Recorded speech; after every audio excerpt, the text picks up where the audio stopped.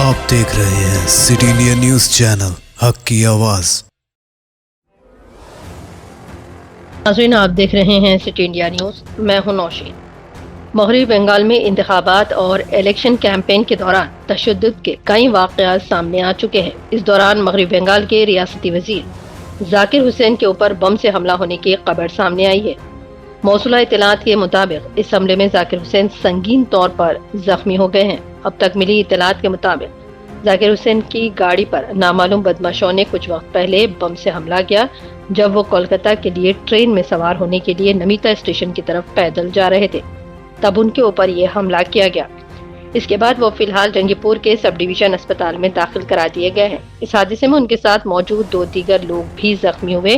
جب وزیر پر حملہ کیا گیا تو وہ مبینہ طور پر اسٹیشن کے پلیٹ فارم نمبر 2 پر تقریباً 10 بجے کولکتہ جانے کے لیے ٹرین پکڑنے کے لیے انتظار کر رہے تھے۔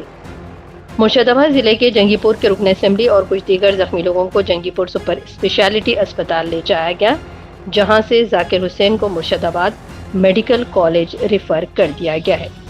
ابتدائی علاج کے بعد انہیں کولکتہ کے ایک اسپتال میں منتقل کیا گیا ہے۔ اس حادثے میں تقریباً 13 کارکن زخمی ہوئے ہیں۔ ذاکر حسین، جو علاقے کے ایک اہم تاجر بھی ہیں، مبینہ طور پر مکمل عوامی طور پر بھیڑ والی جگہ پر حملہ کیا گیا ہے۔ ذرائع کے مطابق حملے میں وزیر کے ساتھ گئے کم از کم 13 لوگ زخمی ہوئے ہیں۔ بتایا جا رہا ہے کہ ذاکر حسین کے بائیں حصے میں زیادہ چوٹیں آئی ہیں۔ ایک ڈاکٹر نے نام نہ بتانے کی شرط پر بتایا کہ زخمی ٹی ایم سی کارکنان میں کچھ کے جسم کے حصے کاٹنے بھی پڑ سکتے ہیں۔